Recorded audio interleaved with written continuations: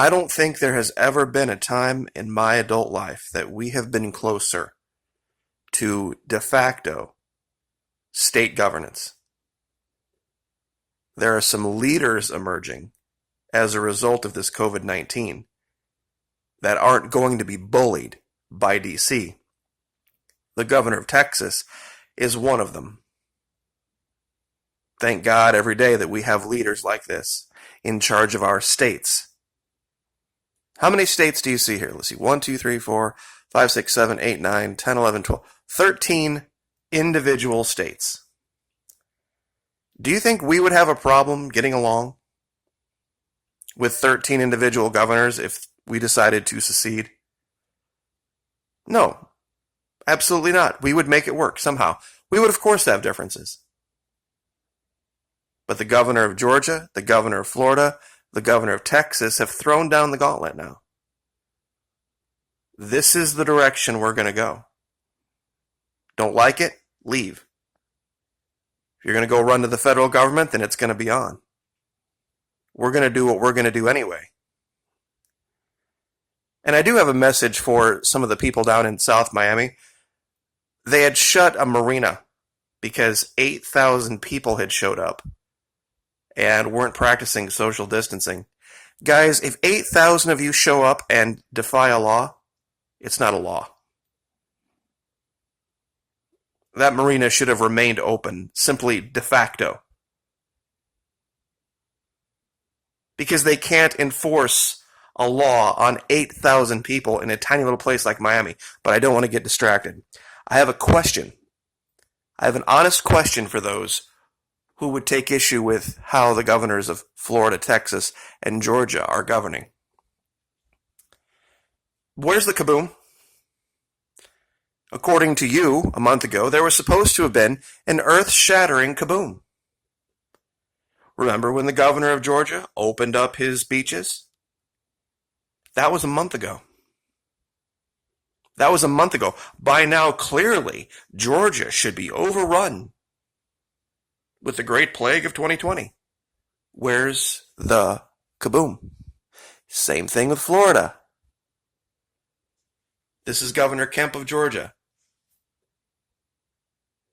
He took the lead for his state, and he listened to actual science and common sense that says getting out in the fresh air and sunshine is not going to make you sick. And ladies, I will half agree with you about the pictures. There are some that take the idea of body image to an extreme. So here's what I'm going to do when I use pictures like this. This is Tybee Island, Georgia, by the way. That's why I'm using this picture.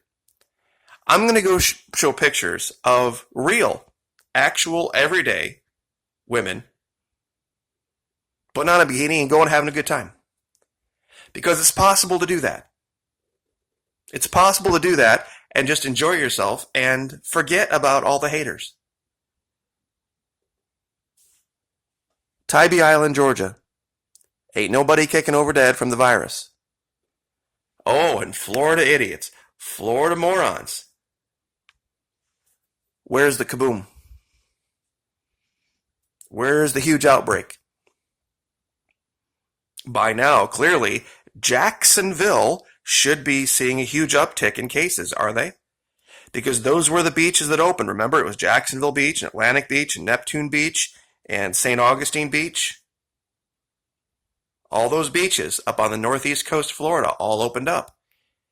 And everybody said, that's it. You know, there are gonna be all sorts of problems. No problems. No problems of any kind. How could you have been so wrong listening to CNN? This is Florida. Everybody's having a good time. Everybody's enjoying themselves.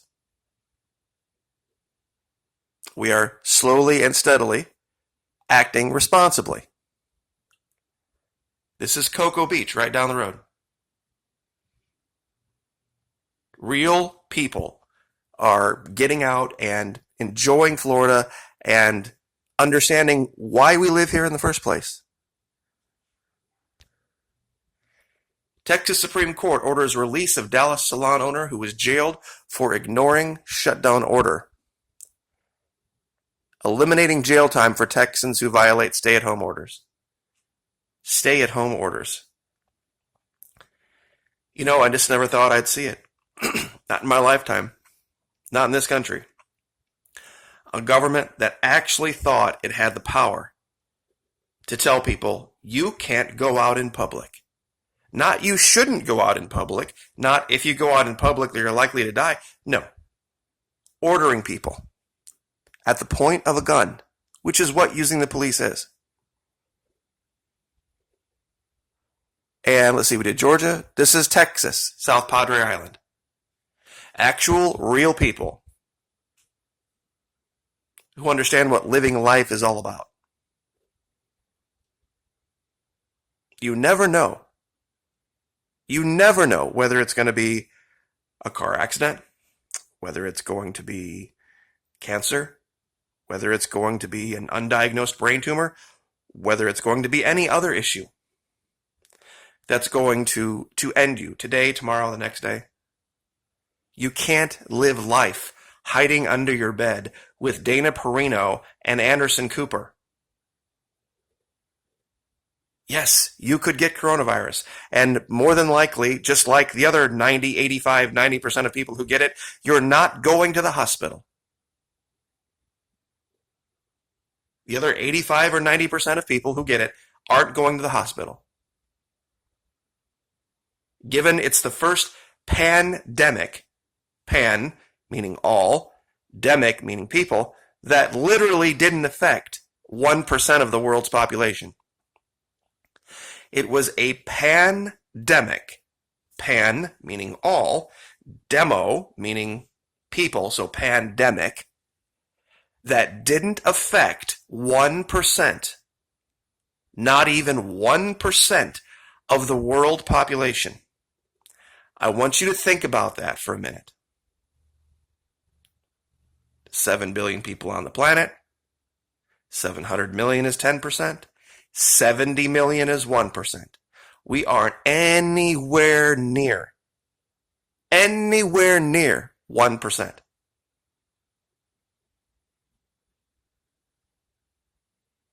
Maybe half of 0.1 have at some point gotten it, the vast majority of that group having gotten over it. You see, the word pandemic to describe this is literally misinformation on its face. Pan means all. Demo means people. All people. Hasn't affected all people. Hasn't even affected the majority of people. Hasn't affected a plurality of people. It's not even affected 1% of the world's population. What I don't get about YouTube is they say, we're against misinformation. We're against misinformation. Then how can you possibly use the word pandemic? And on that note, I'm sure many of you are aware of the channel Jennifer Veterans for Truth. She has done yeoman's work for longer than I have here on YouTube, and she got her entire channel not shut down, but demonetized because she stood up for the Louisiana pastors that decided to go to church anyway, that decided to praise God anyway, and to sing. They took away her ability to earn any kind of an income. Now, they had been demonetizing a lot of her videos anyway, so it wasn't really a living wage, but we can't let this go unanswered. So, anyone who wishes to move their Patreon subscription from the Maquis to her, I would gladly endorse it. And thank you for your support. No lie, no matter who you are, no matter how much it is. I would rather see that money get made up from my audience than have it come anywhere else. Her channel was about as uncontroversial as you could get. It really was. She would do science experiments with her kids.